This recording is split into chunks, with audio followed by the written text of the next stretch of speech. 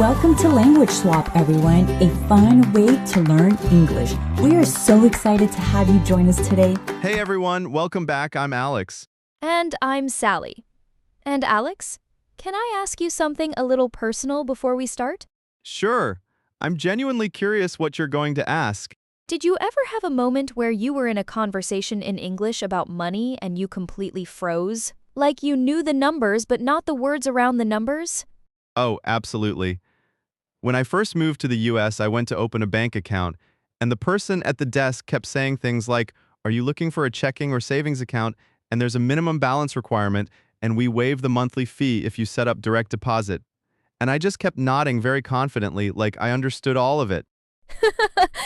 The confident nodding when you have absolutely no idea.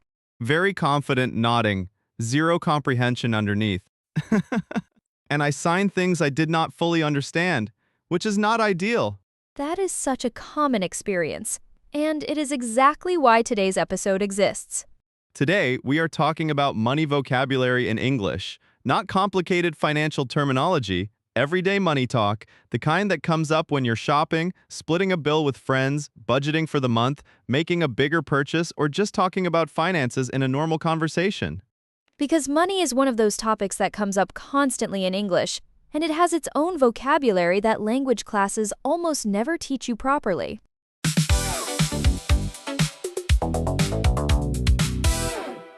And the goal today is not to make you a financial expert, it is to make you comfortable and confident in everyday money conversations. Let's go. Let's start with how people describe spending money, because there are many ways to say you bought something in English, and they all carry a very different feeling and a very different message. The most neutral way is simply I spent. I spent $50 on dinner. I spent a lot this week, neutral and factual, no judgment in either direction. I splurged. This is when you spent more than usual on something a bit indulgent and you knew it was a lot. I splurged on a really nice dinner for our anniversary. I splurged on those shoes I had been looking at for months. There is a little guilty pleasure wrapped up in the word splurge. You knew it was more than you would normally spend. You did it anyway, and part of you enjoyed that decision. I love that word. It is so honest. You're basically confessing something enjoyable. Exactly. And I treated myself. This means you bought something specifically for your own enjoyment, as a personal reward or a little gift to yourself. I had a hard week, so I treated myself to a spa afternoon. I treated myself to new headphones. Very self-compassionate energy, very positive. Worth every penny. This expression means a purchase was expensive but completely justified by how good it was. That mattress cost a lot, but honestly, it was worth every penny. High praise for something you spent real money on. And the opposite, a total ripoff. Something was overpriced or of very poor quality for what you paid. $15 for a tiny salad? That is a total ripoff. Very informal but very expressive and extremely common. Total ripoff is so satisfying to say when you're frustrated about a price. It feels like you're officially declaring your dissatisfaction with the universe. There really is emotional release in saying it. And a steal, the complete opposite of a ripoff, when you got something at a surprisingly low price. This jacket was only $20 at the thrift store. It was an absolute steal. A steal or a great deal both mean you paid much less than the thing is actually worth. Very satisfying phrases to use. I love finding a good deal and getting to tell someone about it. That is like a whole separate joy. The telling people about the good deal is almost as good as the deal itself. It really is. Now how people talk about their financial situation in general. This is where the vocabulary gets really useful for understanding real conversations about money. Tight budget. When your money is limited and you cannot spend freely. I'm on a tight budget this month. We are working with a pretty tight budget for this project. Honest and clear without being embarrassing or dramatic about it. I'm a little strapped, informal way to say you do not have much extra money right now. I can't really go out this week. I'm a little strapped. The full phrase is strapped for cash, but people often shorten it to just I'm strapped. Very common, very casual. I'm saving up for. When you're setting aside money over time for a specific goal. I'm saving up for a trip. I'm saving up for a new laptop. Shows discipline and intention. Very positive phrase. I have a story about this one. A few years ago, I decided I really wanted to travel to Japan, but I had no extra money at the time whatsoever. So I started telling everyone I talked to I'm saving up for a trip to Japan. Just saying it out loud to other people made it feel real, more committed, more possible, and after about 8 months of actually putting money aside, I went, Oh, that is such a good point. Saying you are saving up for something to other people makes you accountable for it. Language gives the goal weight and makes it harder to abandon. exactly. Words are powerful that way, and very closely related. I'm putting money aside, setting aside money regularly for any purpose, emergencies, a future purchase, retirement. I try to put a little money aside every single month, no matter what. Very responsible and forward-thinking. Living paycheck to paycheck. This means spending all the money you earn each pay period and having nothing left over for savings. It describes a financially stressful situation where there is no financial cushion. A lot of people are living paycheck to paycheck right now. Very important phrase to understand because you will hear it often in conversations about financial stress and economic realities. And in the red versus in the black. Being in the red means you're spending more than you're earning, or you owe more than you have. You're losing money. Being in the black means you're making more than you're spending. You're financially positive. The company is finally back in the black after a tough year. These two come from old accounting books where losses were written in red ink and profits in black ink. But people still use them in everyday conversation today. Now, some very practical everyday expressions for specific money situations, starting with going out and sharing costs. Split the bill. Divide the total equally among everyone. Should we just split the bill? Very direct and very common at restaurants. Works for any number of people. Separate checks when each person wants to pay only for what they individually ordered. Can we get separate checks? You say this to the server. Very normal and very common request. I've got this. Means you're paying for everything right now. Very warm and generous.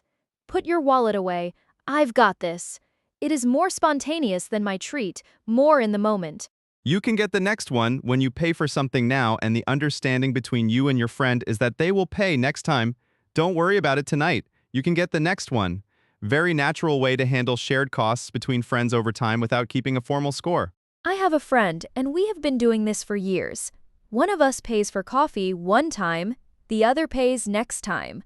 Neither of us ever actually counts or keeps track, but the phrase "you can get the next one" keeps it balanced and comfortable. That is such a natural way to handle money between close friends. No awkwardness, no spreadsheet, just trust. The friendship spreadsheet would kill the friendship. Immediately. And can you cover me? This means can you pay for me right now and I will pay you back later. I forgot my wallet. Can you cover me and I will pay you back tonight? Very common between close friends and family. Now, describing prices. Because you will always need to talk about whether something is expensive, cheap, or somewhere in between. Pricey. A polite and quite common way to say something is expensive. Not as harsh as just saying expensive, more conversational. That restaurant is a little pricey, but the food is genuinely amazing. You can love something and call it pricey at the same time. Steep also means expensive, but usually used when the price feels particularly surprising or shocking for what you're getting. The repairs ended up being a bit steep. Hotel prices are pretty steep during the holidays. Affordable, reasonably priced. You can comfortably pay for it without feeling any strain. They have really affordable options on the menu. The neighborhood is pretty affordable compared to downtown. Positive word, inviting. Reasonable, similar to affordable, but implies you have thought about it and concluded the price is fair for the value you are getting. The price is very reasonable for the quality. A considered judgment, more thoughtful than just affordable. It set me back. This means something cost you a certain amount, often more than you were hoping to spend. That car repair set me back about $400. There is a slight feeling of loss in the phrase, like you were moving forward and this thing pushed you a little backward.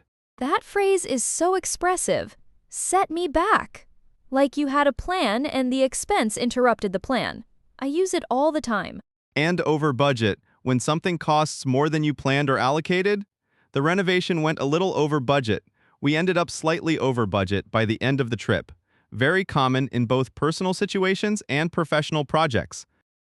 Now, I want to talk about something that comes up constantly but is rarely taught: how to talk about money in English without making it socially awkward. Because in American English, money can be a sensitive topic in certain situations. In American culture, it is generally considered a bit personal to ask someone directly how much they earn or how much something costs them, unlike some other cultures where this is perfectly normal dinner table conversation. So instead of "how much did you pay for that?" you might hear softer versions like "was it expensive?" or "did you find a good deal?" These invite the person to share what they are comfortable sharing without demanding a specific number. And instead of how much do you make in a professional context, people tend to ask, what is the salary range for that kind of role? Much less personal, more about the position and the market than the individual sitting in front of you. And if someone asks about a purchase you made and you don't want to give the specific price, you can simply say, "it was a bit of a splurge," or "it was worth it," or "I found a really good deal." All of these answer the spirit of the question without revealing the exact number. Smart and socially aware. Giving enough to keep the conversation moving without oversharing information you're not comfortable sharing. And one last area: what to say when you want to talk about financial goals or decisions in a general conversation, because this comes up more than you think. I'm trying to be better about my spending. A very common and relatable thing to say. It signals self-awareness and intention without getting into details. I'm cutting back on. When you are reducing spending in a specific area, "I'm cutting back on eating out this month." "I'm cutting back on subscriptions I don't really use." Very practical and very commonly heard. I'm trying to build up my savings. Positive and forward-looking shows you're being intentional about your financial future. And "it's not in the budget right now." A polite and clear way to decline something because of money without having to over-explain. "Want to come on the ski trip?" "I'd love to, but honestly, it's not in the budget right now." Honest, simple, no shame. That phrase saves so many uncomfortable conversations. You don't owe anyone a detailed explanation of your finances. "It's not in the budget right now" is complete.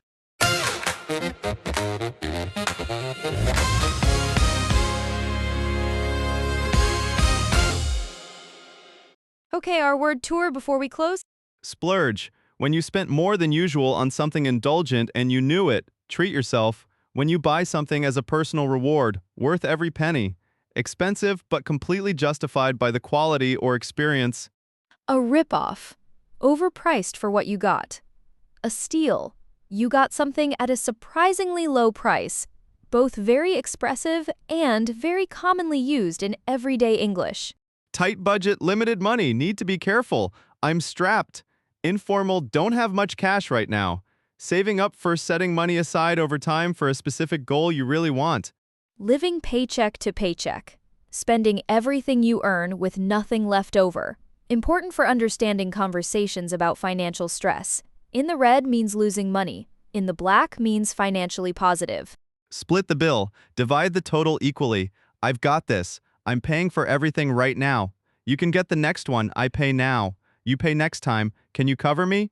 Pay for me and I'll pay you back. Pricey, politely expensive. Steep, shockingly expensive. Affordable, reasonably priced and comfortable. It set me back. It cost me more than I wanted to spend. It's not in the budget right now. Your complete and perfectly polite way to decline something for financial reasons. No over-explaining needed. Your challenge this week: describe one recent purchase or financial decision using at least 3 of today's expressions. Say it out loud. Practice comfortable and natural money talk in English. Money is part of everyday life, and being able to talk about it confidently in English opens up so many conversations, situations, and opportunities for you. And if you want to share what is a recent purchase that was worth every penny for you, or the biggest ripoff you have experienced lately, we genuinely want to know. The rip-off stories are always the most entertaining, always. Every single time. Thanks for listening, everyone, and give us a like and subscribe if this was useful. See you in the next one. Take care. Give us a like. It genuinely helps more people find us.